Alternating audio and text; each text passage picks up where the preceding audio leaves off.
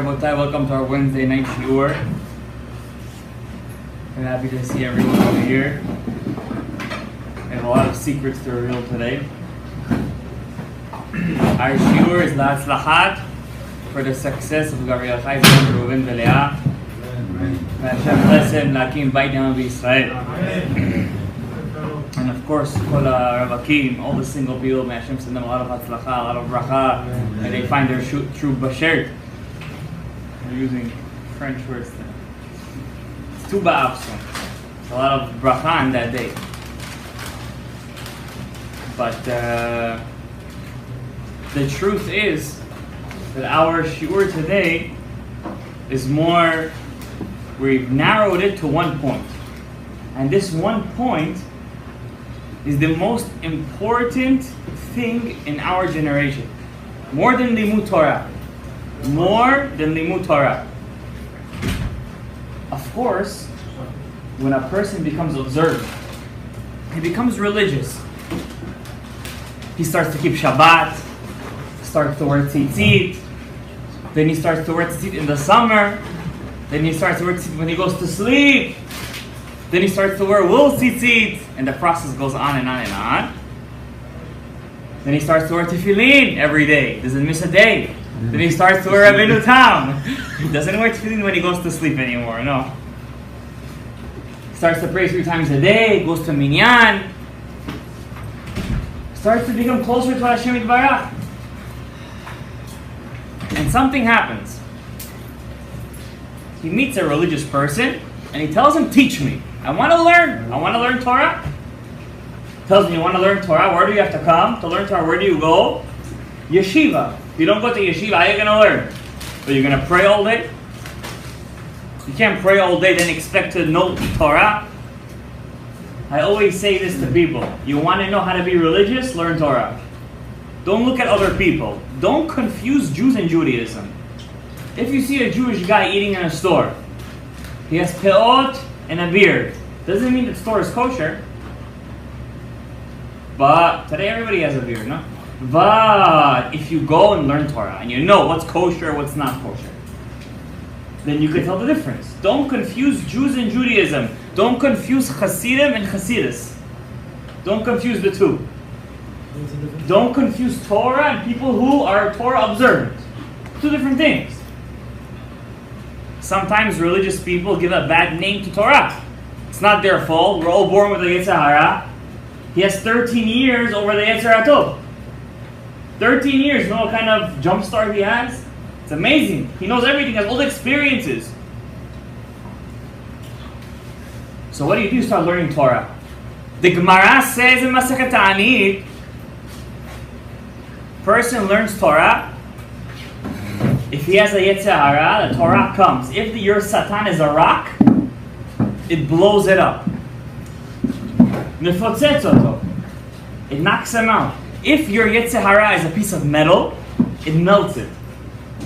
The Yetzer Hara, the Satan, holds no power against the Torah. Absolutely none. None. Why? The Torah has the numerical value of 611. 611. You know what also has the numerical value of 611? Tira. You know what Tira means? You shall fear. When the Satan sees the Torah, he runs the other direction. He fears the Torah. He can't come next to it. But there's one problem. The Chachamim say sometimes you learn Torah not lishma. You know what that means, not lishma? You learn Torah and you use Torah for your own benefit. You use Torah to put other people down. You use Torah to make yourself on a higher status. You use Torah to give yourself respect, to gain respect. Yes, the Satan is afraid of the Torah, but you're not afraid of the Torah. The Gemara in Masechet Kiddushin says, "Mitoch shelo lishma, ba lishma." Learn Torah even though you want kavod. Learn. Eventually, the Torah will make you what? Better. Our generation, that doesn't apply anymore. Many people have learned Torah shelo lishma and they've stayed till the last day of their life Shelo lishma. And today I'm going to reveal you a secret. Usually the Kabbalah class is on Thursday night. Today we're going to give you a little preview. Why? Tomorrow there will be no class. So I'm going to tell you an excerpt from the book Olat Tamid. The book Olat Tamid was written by Rav Chaim Vital. It's the last book that was found by the student of the Ari HaKadosh. The last book that was found. It's also considered of the highest importance. Anything that's written in that book, all Kabbalists follow it. And he writes like this. Listen to me very carefully, Rabbatai. Listen to me very carefully. This is the secret to our generation. Rav Chaim Vital writes like this.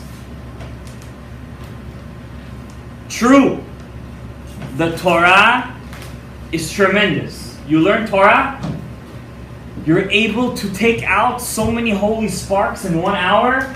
It's unbelievable. It's unbelievable. The Torah that you learn has so much power. It could make a person who's not religious into religious by listening to a lecture. But he said, the generation before Mashiach, this is his words, or Chaim Vital in the book Olat Tamid, will have a test that will not be Torah. It will be Tefillah. It will be prayer. Rav Chaim Vital writes in Olat Tamid, there will be no generation like the last generation. The last generation will have so many people learning Torah that no time, even from the time of the Tanaim, the writers of the Mishnah have experienced such a thing.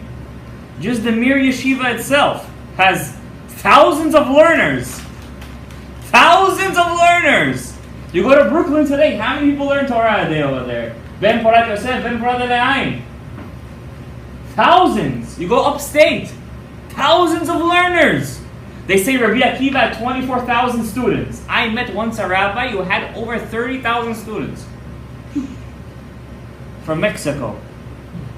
I was a kid back then. And I remember this one thing. I said he had more students than Rabbi Akiva. You go to Israel today, tens of thousands learning Torah just in Yerushalayim. How come Mashiach is not here yet? Where is he? So many birurei nitzotzot the rabbis are always talking about. You got to take out the holy sparks. You got to take out the holy sparks. Holy sparks, holy sparks. How many holy sparks are there? So many holy sparks. If there are so many, they're not holy anymore. What makes something holy? When there's a little bit of it, right? What makes a diamond special? It's rare. So many holy sparks for the love of God. How many years did we count this Tisha B'Av? 1,950 years, Bas. The Kotel HaMaravi is already breaking apart. So stones are falling off the wall. Send Mashiach already. He's here. So Rav Chaim Vital said, we fixed the Torah. The Torah aspect, we got that down. There's so much Torah that every Jew has another opinion, and every opinion is correct. The other day I was listening to a younger man, as they say in Yiddish, that was learning Torah, and he said that his rabbi came up with a chidush. What's the chidush? That if I move my tefillin, if my tefillin moved from point A, let's say it moved all the way here, to point, and I moved it back, I'd say a bracha. And he was able to prove it from the poskim. So much Torah that they're making up chidushim that you won't find in the Shulchan Aruch. Moshe Rabbeinu didn't hear this kind of chidush. So many chidushim. Chidush. You come to a shiur over here, Minchav Shabbat, how many chidushim you hear over here? Oh, you can write a book out of this chidushim. You have to make a bracha if you want to go point A, point B. I didn't say that. I just said that's what that rabbi said. So how come Mashiach is not here? Because Rav Chaim Vital said that's not what we need to do. In the time of the Gra, the Gaon Mevilna, at the age of 11, was able to finish 2 Masechtot in one night. In one night, he was able to finish 2 tractates of Talmud. He was able to cross-reference 100 different Talmuds. Cross-reference. The Vilna Gaon was very upset with his generation. Why? You know how they used to pray? They would pray. The second they would finish praying, they would open up a book to learn another page of Gemara. You're in the middle of praying. How could you move your mind away from the framework of praying and go back to the Talmud? You're in prayer. In fact, the halacha says you're in the middle of praying. You're waiting for the chazan. Could you open up a book and start learning? You should. Are you giving a lecture? Are you allowed to open up the book and start learning? No. You're not allowed to. It's halakha. The only ones who give the ability to open a book and learn, you're allowed to open the book, but you're not allowed to say the words. You're just allowed to read with your mind. Pay attention. If you ever see a rabbi opening up a book after he finishes Shemona Yisrael and he's waiting for the chazan, he won't say the words. He'll just open the book and read with his mind. You're in tefillah right now. You can't move. When you're in tefillah, you're in a different world. Torah is a different world. Tefillah is a different world. What tefillah does, Torah can't do. Tefillah is so tremendous that the Gemara says in Masechet Brachot, when you're praying, you're bringing a korban. What happens when a person brings a korban? A lion comes in the form of fire and eats the korban. Just because you don't see the lion made out of fire doesn't mean he's not there eating the korban. Do you feel that? What is the first thing everyone skips when he prays? Korbanot. There goes the lion. Why are you skipping korbanot? It's not important. What's not important? That's tefillah. Tefillah is korbanot. Why do you think it's first? It's first because that's what tefillah is. What's the second thing people skip in tefillah? Hallelujahs. All the hallelujahs, they skip it. Rabbi Yochanan said, my place in Gan Eden should be in the same spot as people who say hallelujah inside the tefillah. You know who Rabbi Yochanan was? All the Gemara, all the Mishnah, all the Kabbalah was in his back pocket.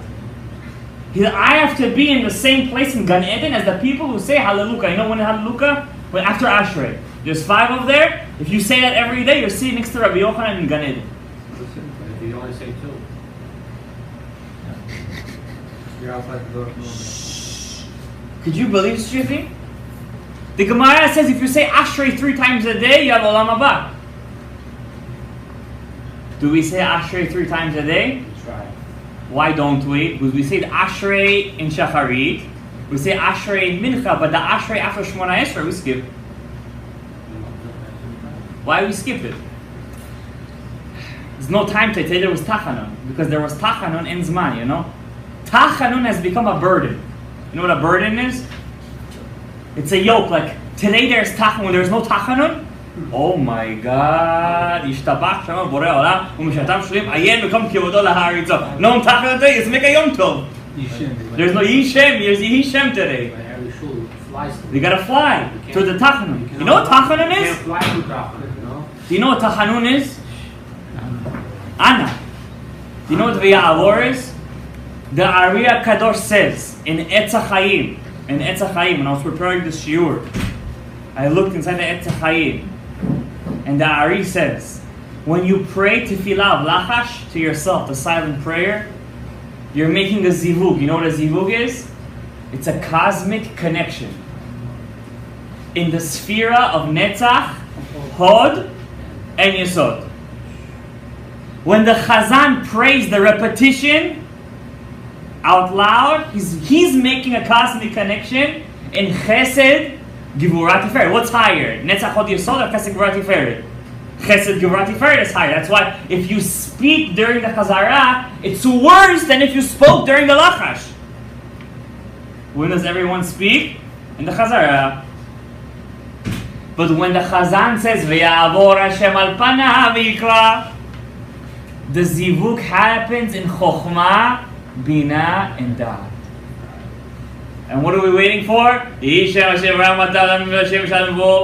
I was once a witness in the shul. I'm not going to say which one.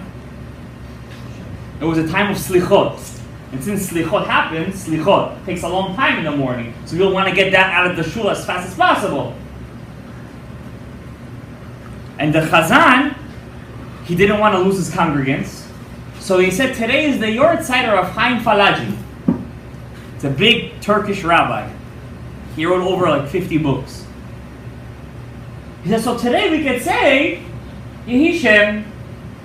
I never forget this. It was a lesson for me for my whole life. One Hasidic guy from the back, he goes up to the rabbi and he said to him, don't make up your own laws. We're saying Ana v'ya'avor en leDavid. You want to make a Yehi Shem, make a Siyum Masechet, and make a party and make a Hilulah. But they were in Shacharit. We're saying Ana. The Mekubalim on the day of a Bar Mitzvah, it's written in the book Divrei Shalom, of the grandson of Rav Shalom Sharabi, the Rashash. He was such a big rabbi, his name was Rabbi Raphael Avraham Shalom. Raphael Avraham Shalom. How was his name? One day, Rav Nisim Aini, you know Rav Nisim Aini was? You never heard of him. I heard of him. Rav Nisim Aini was learning together with Rav Eliyahu Mani. People who learn Ben Ish Chai know who Rav Eliyahu Mani is, right? Rav Eliyahu Mani was the teacher of the Ben Ish Chai in Kabbalah. So Rav Eliyahu Mani was learning in Hebron. Hebron is the city of fire. The city of Abraham, Yitzchak, and Yaakov. They were learning Torah, the book of the grandson of the Rashash, Rabbi Raphael Avraham Shalom. And he contradicted something his grandfather said. Seemingly contradicted. So Rav Eliyahu Mani tells Rav Nisim Aini, it must be that the grandson didn't understand the grandfather. He said the word grandfather, his lips became, we say in Bukhari, Kach Makaluch. You know what that means, Kach Makaluch? His lips became like disformed, crooked. He tried to talk after that, couldn't talk. True story, couldn't talk. Rav Nisim Aini's looking, what happened to you? My mouth became paralyzed. He couldn't talk for hours. They didn't know what was wrong. Take him to the hospital. There was no hospital. So Rav Nisim Aini says, you know why God did that to you? Because you said something bad against Rabbi Raphael Avraham Shalom. That night, the Rashash came to Rav Eliyahu Mani in a dream. His mouth is still disformed. He tells him, it's not that my grandson didn't understand me. You didn't understand my grandson. Watch before who you're talking about. You better pray that your mouth gets back together. And he prayed to Hashem without speaking because he couldn't open his mouth. And his mouth it reformed. That was the grandson of the Rashash, Rabbi Raphael Avraham Shalom. So he writes in his book Divrei Shalom that the Kabbalists of the Yeshivat Bet El, when there was a bar mitzvah in their shul, what do we do when there's a bar mitzvah? Do we say Yehi Shem or no? Say Yehi Shem. They would wait until the chatan of bar mitzvah would leave the shul. They would put on their tefillins again and say Ana. Just not to miss one day without the Ana. When there was a brit, they would make sure to pray later. There was a brit at Nitz, just so they could say Ana and then go to the brit. That's not to miss one day. Yehi Shem Hashem V'Amad Olam, Kodesh Titkabal, weiter, next. How much faster the better. I never forget this. I was reading the book of the Alter Rebbe, Tanya. There is a part over there that almost nobody gets to. It's called Igeret HaKodesh. You know what he writes over there? I was dumbfounded. You know what he writes?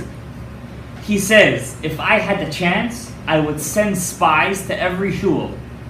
And the shuls that cut prayer, like do everything, yalla yalla, I would find them. I would make them pay extra taxes. And if they do that on Shabbat, double. You go to work on Shabbat? How come you want to get out of shul on Shabbat really early? You're so used to doing it during the week, you can't handle being in a shul on Shabbat more than 2-3 hours. Can't handle it. Why? You're not used to it anymore. Or during the week, one shul pays an hour and a half. Oh, it's too much. They go to the Shtiblach down the lane over there. They pray 30 minutes. 30 minutes. With the Torah. You know what that is? 30 minutes prayer. He's like a pach. He's out. So you come to shul, 3 hours. He's praying. He's reading Torah for 40 minutes. Every Misha Berach over there is Misha Berach Imoteinu v'kol HaTzadikim v'kol HaChasidim v'kol HaChachamim. You're like, Bas, enough already. Musaf, next. When I was in New Square, by the square already, what's the biggest prayer on Shabbat? The highest prayer on Shabbat? Musaf. No, what do people usually say? Mincha of Shabbat. Why? In Mincha, let me tell you a little secret, Kabbalistically. The night of Shabbat is in the world of Malchut. It's in the world of Malchut. The morning of Shabbat is in the world we call Ze'er Anpin, from Chesed until Yesod. Mincha of Shabbat is in Keter. It's in Keter. When does it happen? When you say Va'ani Tefilati. When you say Va'ani Tefilati. And you have to say it twice. I was in a shul. The rabbi is saying over there, Va'ani Tefilati 70 times over there. I don't know, he's naming all the sons of Noah. Va'ani Tefilati, Gomer, Umagog, V'yefet, V'turgaman over there. Okay, why are you saying Va'ani Tefilati 70 times? Twice you have to say it. There's a reason for it. See, when you don't know what you're doing, you're Mebalbelet ha'olamot. You're switching here. Va'ani Tefilati, you say twice, not 4 times. You cannot teach, you cannot say for him. No, you teach the rabbi? I always say it like this. No, on this side, where? I wouldn't do that. But you yourself know what to do. When I was in New Square by the Square Rebbe, many years ago, I think even before I got married. Before I got married for sure. You know when he was Chazan? In Musaf. Because you get the second shot. Why Musaf? Why was he Chazan in Musaf, not in Minchaz in Keter? You know what Keter is? Va'ani Tefilati. Because it comes once a week? You know why he's Chazan in Musaf? Because the prayer on Shabbat that's most rushed is Musaf. That's the prayer already, not Or Savo Such. Or Savo already became Oshi Shole. Oshi, I don't know. It's right out. It's dried out already. So you know how he prays Musaf? Word by word by word by word. I was young back then. I was already getting, I needed CPR over there. Like, how long does this guy pray Musaf for? Only later on did I appreciate it. Because that's how you're supposed to pray Musaf. Word by word by word. Because Musaf, that's when the zivug happens. That's when the connection happens. I'll tell you a secret, Rabbi Yitzhak. Secret about tefillah that you never heard before. 3 times a year, you're allowed to ask your wishes in the middle of Musaf. When is that? Right. When you say Keter in Rosh Hashanah 2 days. And when you say Keter Yitenu Lecha in Yom Kippur. You're allowed to ask for 3 wishes. One of the 3. Lots of money. Harbe, Parnasa, Tova, V'Shefa, Rav, Ad Lidai. Number 2, Ruach HaKodesh. Divine inspiration. And number 3, you could ask for good kids. I only met one person in my life that ever asked for Ruach HaKodesh. Some people ask for a lot of money. Most people ask for good kids. Why? Because at the end of the day, good kids is the most important thing. Do you know that the pipe that's open on Yom Kippur is open for 5 seconds every Shabbat? When you say Shema Yisrael Hashem Elokeinu Hashem Echad in the middle of Keter, in the Chazara, it's open for a couple of seconds. It's open. You know what kind of pipe that is? When you say Shema Yisrael Hashem Elokeinu Hashem Echad, that moment, there's not a cosmic connection. It's a cosmic atomic bomb. Shabbat, during Musaf. Just the Shabbat. Yes, on Shabbat. On Shabbat! And what do we wait for? How fast does the Chazan Why is he singing Keter this week? Fast, no! Like your food is running away. Your food is not running away. The same place that it was last week, that's the same place it's going to go this week. Why are you in a rush? Because you've trained yourself to pray fast. That's why your prayers are not getting answered. That's why they're not getting answered, because you're praying fast. Everyone's different, but you have to pray slowly. Why? Tefillah is the sod, the secret of our generation. Without tefillah in our generation, there is no birur. Torah is finished. I'm going to tell you a story. This story is written in the Etz HaChaim, the Pirush of the Beit Lechem Yehuda, Rabbi Yehuda Fetayeh. His Yortzeit is coming up. We're planning something big, Blina Day. Not in the shul. Something big. You want to go to the It's in Israel, John. I'm down. Rabbi Yehuda Fetayeh was a big Kabbalist. Very good. He once had a dream. He fell asleep after Tikun Chatzot, Lamentations of the Night. He fell asleep and he saw himself going with the divine presence inside the Klippa. You know what the Klippa is? The unpure forces. And in his dream, this is a true story. It's not something you heard from some WhatsApp group. In his dream, he sees himself going inside the impure forces, and he checks how many souls are left before Mashiach comes. How many souls do we have? Because Mashiach will not come until all the souls, all the holy sparks. What are souls? They're holy sparks. Until the holy sparks leave the Samech Mem. Till then, Mashiach will not come. It means the more kids you have, the faster you bring Mashiach. The less kids you have, birth control, shmosh control, all this kind of shtuyot, you're telling, you know what you're telling Mashiach? Butz daro. It's a Gemara, it's not even Kabbalah, it's a Gemara, Masechah Yevamot. And the Gemara says, and I saw how many souls are left. And I saw 50 bags. 50 bags. You know the cacao rice Bukharians like to buy? If you take out all the rice, you're never going to really take out all the rice. Why? Because sometimes a kernel gets stuck like in the sack. He said in his dream he saw this. I checked all 50 bags. They were all empty. The only pieces that were left are those kernels, those sparks that are left, that are stuck in the deep crevices of the sack. And he said, I understood how come Mashiach is not coming. Because the job is done. We did all we had to do. We learned Torah. We did mitzvot. Any mitzvah you could think of, you could find today. There's only one thing we haven't fixed yet. That's the hardest one, and that's the one that takes out the biggest souls. We didn't fix the aspect of tefillah yet. No. That's what he writes. When we're going to be able to overcome that, Mashiach will come. When did he write this? 80 years ago. We're very close, Rabotai. The world is moving in a very fast pace. In a very fast pace. We're getting to a point of things are going to boil and blow up, or they're just going to simmer down, and something good is going to happen.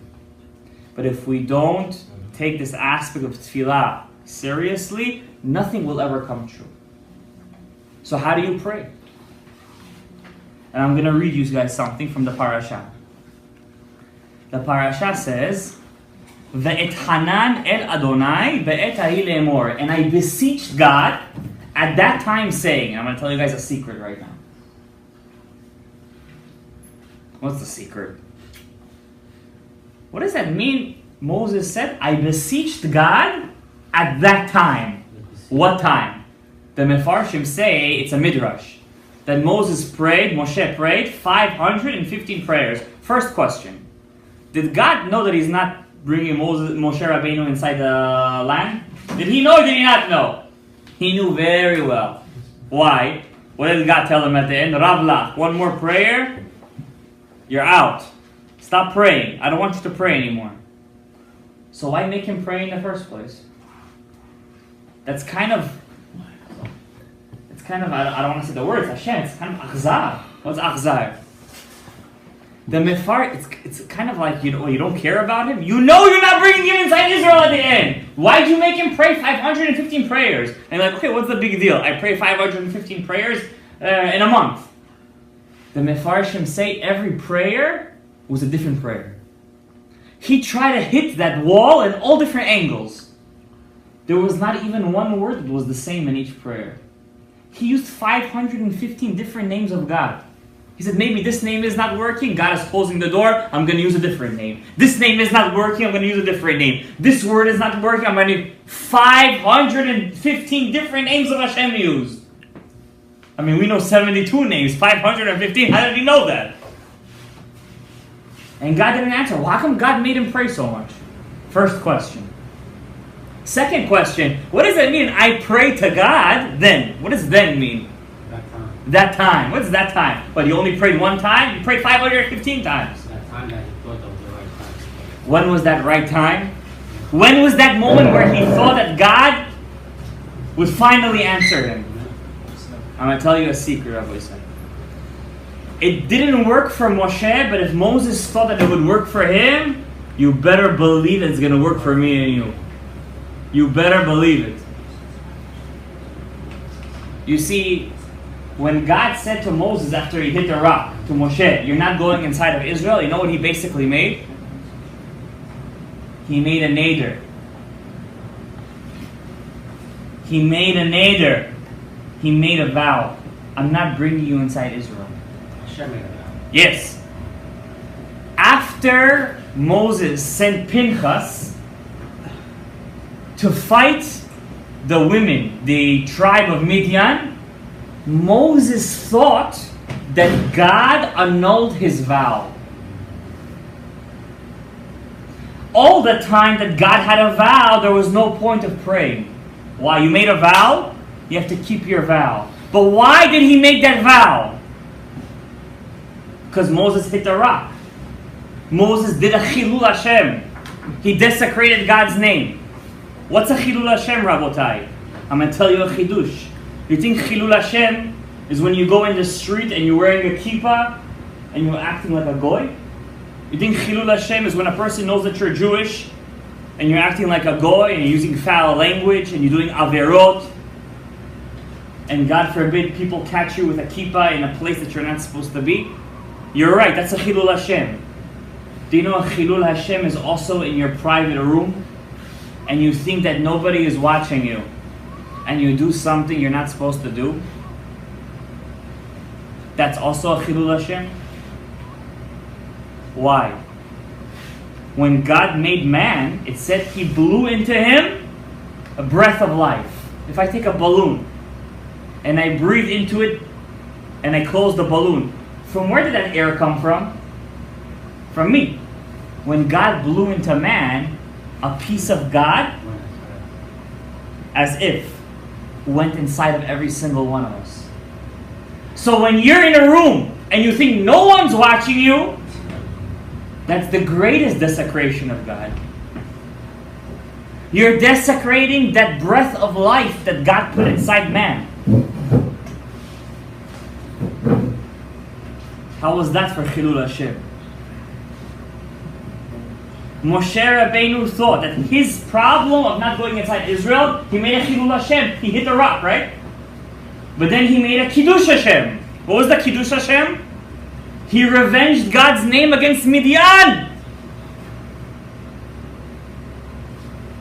So Moses said, now that the nader is annulled, I could pray to God. And he prayed how many prayers? 515 prayers. But he didn't know that God did not annul his vow. And he didn't let Moshe go inside Israel. What is that a lesson to us? Until each one of us over here do not annul our vows and fix our mouth, the Ari says, for every curse that you say, for every curse, Shah Ruach HaKodesh. In 47th Street, it's $5 a curse, by the way. That's right.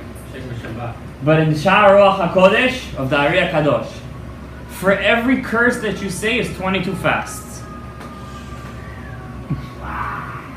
Now come? Yeah. Yeah. If you curse your, God forbid, your children, it's double the price. It's 44 fasts. You need 5 gilgulim for this. 5 gilgulim is not enough. You need 15. You need 15 gilgulim. Just fasting, yeah.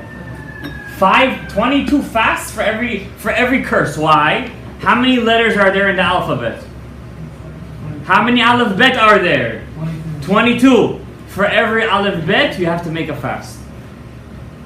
Side point, for disrespecting your parents is how many fasts? The Ari says in Shar Ruach HaKodesh, 45 fasts for every time you disrespect them. You guys hear what I just said? You're right in the back over there? For every time you disrespect your parents, the Ari says you have to fast 45 fasts. 45! Do you know what that is? How many times we... You just did it right now. It's like 2 days ago. I did one. What does that mean? Every time you do that, you don't realize you're close. Well, you go to the rabbi to say, Rabbi, pray for me. Pray for yourself. Stop messing up. Everybody thinks Zer Lavatala. I don't like talking about it, but it's such a averaj. It's the worst. 84 fasts. Kibud Avayim is not far behind. It's 45. 2 Kibud Avayim is basically that. Kas is 150 fasts. The Ari says. Anger is 150 fasts. But the Ben Ish Chai says we have an easy way of getting out of that one. You have to dip in the mikveh 150 times. So if you see somebody in the mikveh for a long time, you know why he's there. Every kas is 150 fasts. But what kind of kas is the Ari talking about? If you broke something or you ripped something while you got angry. That's a major kas. Or you hit somebody. And if a person, chas v'shalom, you know those parades that they do? The parade. I don't want to get into it. Every parade guy over there for every time. Love each other? Yeah, I don't want to get into that. It's the rainbow in the... Yeah, the rainbow. You know when Hashem said the rainbow? It's 233 fasts. It's not even worth it. You got to tell them this. They're going to stop. It's not worth it. It's not worth it. Why is that? Not keeping Shabbat, by the way, not keeping Shabbat is 301 fasts. For every Chilul Shabbat. Let's not get into that right now. No, everyone has a tikkun, by the way. They have to fight against this, just like we have to fight against our problems. 301 fasts for every Chilul Shabbat. Why 301? Ish. Lo tevaru ish. What's ish? 301. Anybody did it? I'm pretty sure they did. Who knows what they did? Who knows? There are people out there, you don't know what they do. But let's go back to tefillah. If you fix it yourself after many years, it's helping. Of course it helps. It's not counting, but you're not Rabotai, I'm going to tell you a secret. But first I'm going to tell you the secret. I got to finish the whole thing with a nader. Before you pray to Hashem, you should know one thing. The reason why your prayers aren't answered, because you ruined your mouth. Your mouth is dirty. How is it dirty?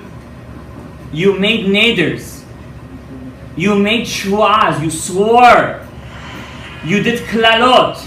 You cursed. You ruined your mouth. The Gemara says in Masechet Nedarim Daf Chaf, Amud Aleph, page 28. Whoever swears, lo yinakeh. What's lo yinakeh? God said, I'm not going to clean up his swear. The only time in the Torah where Hashem says, I'm not going to clean it up, is when God says a person swears. God takes swears very seriously. I swear on my mother's life, I swear on my father's life, I swear on my mother's tombstone. All this is a swear. I swear in God's name. How do you clean up?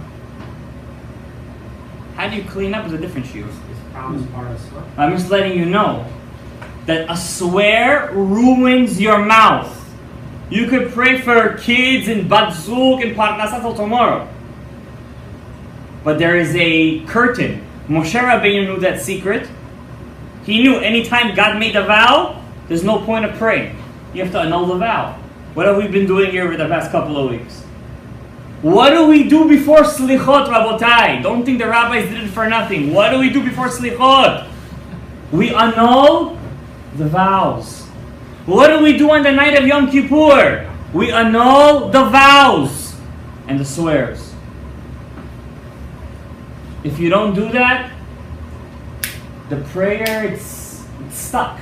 It's stuck. Why do we have to suffer so much for one Avera? One Avera, 200 fasts, 300 fasts, 80 fasts. I'm going to tell you a secret. It's in the parasha. It's in the parasha. Anybody who reads this, you have to shudder. You have to shudder. I read this pasuk. Every year you learn something new. And I read this pasuk and I said, this is the answer. Because nobody in our generation is going to fast 301 fasts. And nobody's going to fast for 84 fasts. And even if you're going to say give tzedakah for every single day, nobody's going to do that too. Why do we fast? Because it makes you suffer. Right? When you fast, you suffer. In this week's parasha, God calls tefillah, prayer, suffering. That means the longer you pray, the more suffering you clean. The shorter you pray, the less you clean. The pasuk says, it's mamasha, mina shamayim, from heaven, hishmiacha et kolo, he told you your voice. When do you use your voice? When you pray, le'asreka, to put on you a yoke. But you could also read it Yisurim. What's Yisurim? To make you suffer. What's the problem of our generation? How fast am I getting out of shul? It's staying longer in shul. What does that do to you?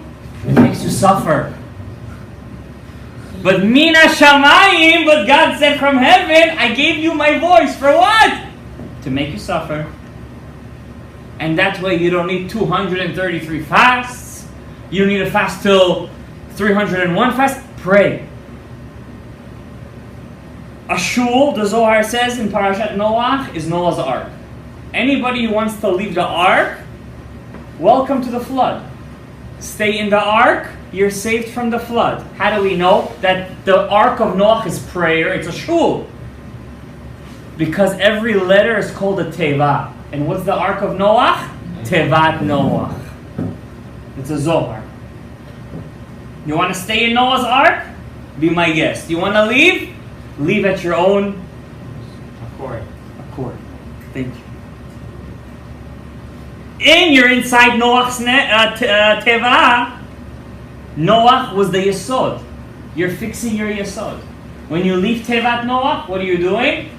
You're ruining your yesod. What happened to the Mabul? Why did the Mabul happen? Why did the flood happen? All the shtuyot. You gotta let that go. I'm going to tell you one small story. Then I'm going to tell you another chidush. It's not my chidush. It's the Ari HaKadosh's chidush. And we're going to call it a night. The Torah says, the Gemara says, in Masechet, I'm not sure, I think it's Chayiga. Listen to this beautiful story. The Gemara says, Rav Huna, you know who Rav Huna was? One time his tefillin, how you say that, the strap, it switched from the dark side to the white side. And he fasted for 40 days because of that. Wow. That was Rav Huna. One time he got upset for his student, he got upset at him, Rav Chizda. He fasted for 40 days because he got upset. That's Rav Huna. Fast meaning start in the morning, eat at night? I don't know, I wasn't there. The Gemara says he fasted for 40 days. I don't know. I'm assuming yes. He fasted for 40 days. That's what Rav Huna was. He was such a big tzaddik. He was the head of all the yeshivot in Iraq. Head of all the yeshivot. He's an Amorah. You know what Amorah is? Half of the Gemara is who? Rav Huna. The Gemara says when Rav Huna passed away, they didn't know where to bury him. So they said he's going to be buried in Rabbi Chia's cave. And they were all afraid to bring his tomb, his body into the cave. Why? Rabbi Chia, nobody could stand in front of his kedusha. If you go there today, I had a privilege of praying by his grave. It's locked. They cemented it. Rabbi Chia. No, it's in Israel. When Rabbi Yehuda Hanasi heard that Rav Huna's body is coming to Israel, he thought he was alive. He was afraid. Why? He thought he has to give up his seat to him. He's the writer of Mishnayot. And he's afraid of Rav Huna. He was such a big tzaddik, they wanted to put a Sefer Torah on his dead body, on his corpse. Because he said, this is a living Torah, and nobody else has that honor. We want to do it for him. Until Rav Chisda said, don't do it. Why? Because he didn't allow it for other people, you shouldn't allow it for him. One time Rav Huna, he was very rich. And he had 300 barrels of wine. You know what 300 barrels of wine is? Barrels, guys. I think in Russian they say это серьезно вещь. It's big stuff. 300 barrels of wine. Ribono shel olam. Not bottles, barrels. Kegs. Kegs. Kegs times two. He comes downstairs one day. It was a winter day. He tries the wine. One barrel turned into what? Vinegar. One barrel, beseder. Out of 300. Say. Second barrel, vinegar. Third barrel, vinegar. 20th barrel, vinegar. Now his heart is starting to shake because this is parnasa over here. All 300 barrels turned into vinegar. You know what kind of loss of money that is? It's not like today people give out wine for free, bottles of wine for free. This is major parnasa issues. Who do you think he goes to ask for advice? If it was us, who would we go to? The winemaker. Why? He's a specialist. He knows how to make. He can learn from his mistakes. Rav Huna knows when something happens bad, it's not because of the temperature. It wasn't room temperature. It wasn't this and that. You go to the rabbis. You go to the rabbis. They told the rabbis, how come my wine turned into vinegar? Those rabbis could answer such a question. Rabbis today, don't come to me, that's for sure. I'm not going to answer your question. They said to him, well, God doesn't punish anybody without sin. And he turned red, the Gemara says. Why did he turn red? He told them, you're telling me that I sinned? If it was you, you'd be like, oh, were you egotistical? Of course you sinned. No, he wasn't egotistical. He knew for a fact he didn't sin. So they said to him, well, God, he said to them, you expect me that I sin? You suspect me? So he said to them, so they said back to him, do you suspect of God punishing you for no reason? And he had the shock of his life. They were right. God doesn't punish a person without sin, without an avera. So they said to him, he said back to them, okay, tell me, what was my sin? And they said to him, one rabbi gets up and he says like this, you have a sharecropper. You know what a sharecropper is? A guy who works the field for you, he takes percentage. You didn't pay him this year. So he looks at them back with a quizzing look. And he says, I didn't pay him. My sharecropper is a ganav ben ganav. You know what a ganav ben ganav is? He's a robber, he's a thief, the son of a thief. Not only did he take his payment, he took a bonus. This guy's been stealing from me right and left. I have to pay him? So they looked at him and he's like, two wrongs don't make a right. You have to pay him what you owe him. The fact that he stole from you, you got to take him to court. But you can't steal from him back. He was a big rabbi. He took the rebuke. I'm not so sure how many other people will take the rebuke. He said, you guys are right. And he paid the sharecroppers, and the Gemara says two versions. Either all the vinegar turned back into wine. That was the first one. Second thing the Gemara says, that the price of vinegar rose to the price of wine. I think the second one is a bigger miracle. Why? The Torah says, this is the pasuk that the Sadeh HaKadosh, one of the biggest Kabbalists, he was born on the 14th of Cheshvan. The Torah says, Ata horeta ladad, you should know one thing. Ki Hashem hu Elokim, God is Elokim. There is no judgment, there is no kindness. God is one. En od milvado. There's only one God in the world, there's nothing else but God. If you go into a person to figure out your problems, then you don't believe in God. Who do you turn to when you have a problem? You turn to Hashem. Only Bore Olam. You gotta turn to Hashem. En od milvado. Why does Hashem send you suffering sometimes then? I'm going to tell you guys a chidush. It's on my chidush, the Ari HaKadosh, and it was worth it to come to the shiur just to hear this part. Whoever left before missing this part, they lost it. What does that mean, Ein od milvado? Is nothing but Hashem. A person is brought to this world. I'm sorry. Give you a Gemara. The Gemara says a person has to walk in this world. You have to walk inside this world, and you have to have one thought in mind all day and all night. The Gemara says something else. You have to think in your mind, that the whole world was created for you. That's it. The world is created for me. God made airplanes for me. This table for me. The buffet of food for me. Everything is for me. There's a problem one. That was a problem. I think that's a bit egotistical. Doesn't the Torah say that you have to be humble? You see, sometimes we read Gemarot and we don't know what we're reading. We don't know what we're reading. The Gemara, the Ari HaKadosh explains it. And he says as such. Hashem, HaKadosh Baruch Hu, created this world and he left it unfinished. Tornosrophos Harasha, who destroyed the Beit HaMikdash, asked Rabbi Akiva, who's the greater creator, man or God? He was expecting that he would say, God. Rabbi Akiva looked him straight in the eye. He didn't blink. And he said, man.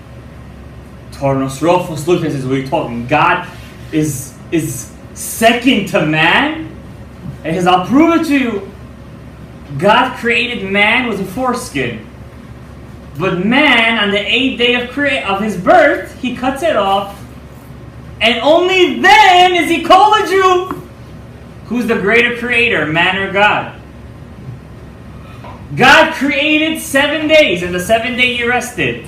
But it wasn't until man came and rested on the 7th day that Hashem said, I rested too.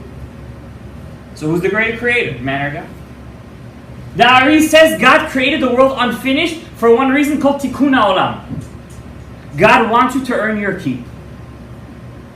You ever drive in the highway and you reach exit, I don't know, Yaguri, someplace in the south of New Mexico, and you reach this, you're like, what am I doing over here? And you reach this gas station because you have to take a number 1, and then you come out and you say Asher Yatzar. Do you know God put you in that spot just so you can say Asher Yatzar? Sometimes you're walking in the city and you reach Harlem. Like, how did I get to Harlem? But the trains broke down and the F was not working, so you had to take the number 1. And you don't know your way and you ended up in Harlem. And you get up at Harlem, Kumbaya. and you go over there and you see all these kushim and you say Baruch Mishaneh HaBriot. Do you know God put you over there for that baracha? And you're at home one day and your wife is driving you nuts. Take all the kids out, take all the kids out, take all the kids out, take all the kids out. And all you want to do is read a parak of Tehillim. You became such a tzaddik. Which one is better? Which one is better? And you just want to read that Tehillim, you want to learn another page of Gemara. You're such a tzaddik. And you get to the zoo, and suddenly what do you see?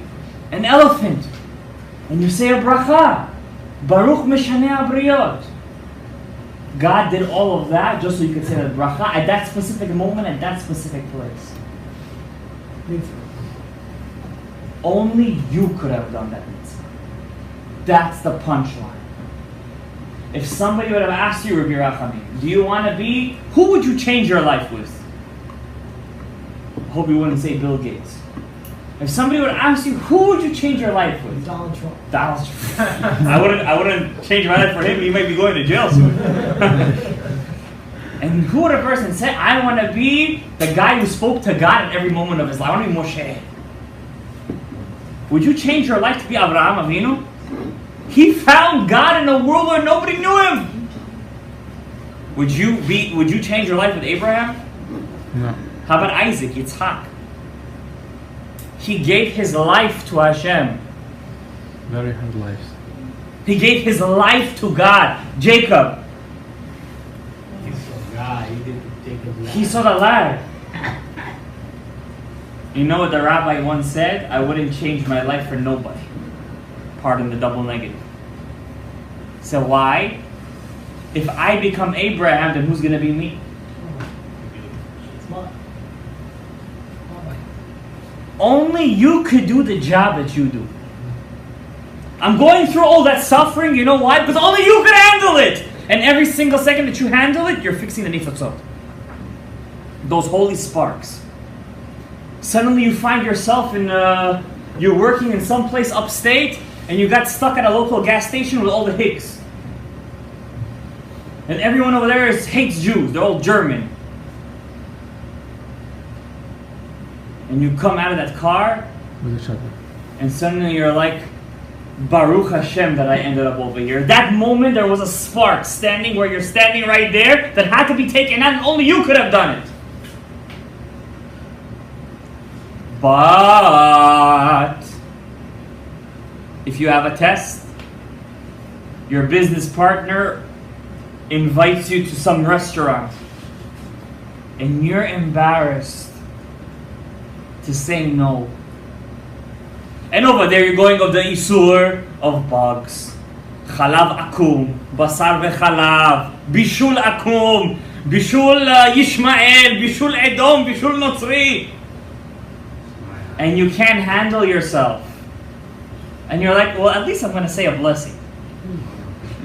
Such a tzaddik. And you take that and you eat it because you're too afraid to say, I'm Jewish. That piece of food where you're standing, where you're sitting right now, that was supposed to be fixed and you didn't fix it, another Jew is going to get the job because you messed up. And for him, it's going to be twice as hard. But if you pass your test, and it's really hard, that place where you passed the test, you just turned it into the Beit HaMikdash. A goy who doesn't know that he's really Jewish is going to pass by that place where you made that mitzvah, and suddenly he's going to get an awakening. Where did it come from?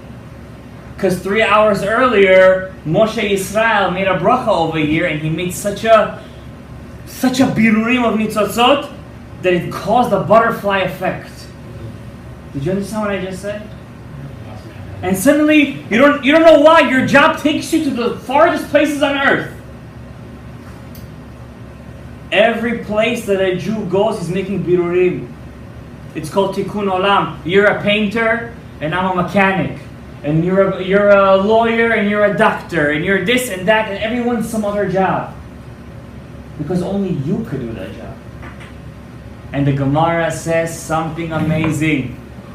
And I read this Gemara, and it changed my life. The Gemara says there is one avera you could never fix. No matter how much tshuva you do, Rabbi Michael, you're never going to fix it. A person who misses one of the 3 prayers a day. What? You can't fix it? I'll just say the next one twice. That's not called fixing it. That's a separate mitzvah. The Gemara says you can never make up for a lost prayer. You know why? Because only you could have prayed that prayer. Whatever, where, but you have to pray. Yes, I was once let's not bring me as an example. The Baba Sali Right by yourself, right? was once on a bus. And it was time for Mincha, and he only prayed Mincha close to dusk. That's how the Ari used to pray. And it was getting dusk, and the bus didn't stop. And he told the bus driver, could you stop for me? He wasn't afraid. When you do a mitzvah, don't be afraid ever. Don't ever be afraid. Because to the bus driver, could you please stop the bus? I want to stop for 5 minutes and pray. They were like, what else you want to do? You want maybe a platter of sushi and a bottle of arak? Stop the bus. The Baba Sali said, no problem. You don't want to stop the bus? I'm going to do what I got to do. He goes back to his seat. 5 minutes later, flat tire. Baba Sali said you could have listened the right way, you could have listened the wrong way. Some people only learn the hard way. He got up, got off the bus, he prayed, and trust me, his prayer was pretty long. After he finished praying, Baba Sali used to go back home. It was an Arab driver. A dryer passes by with an extra tire, specifically for a bus. That specific kind of bus, they fix the flat tire, and everybody's able to go. When you do a mitzvah, there is no 50%, 60%, 70%, 80, 90. You got to do a mitzvah 100%. And Be'ezrat Hashem Yitbarach, may Hashem give us back 100% lishma. Baruch Adonai le'olam. Amen ve'amen.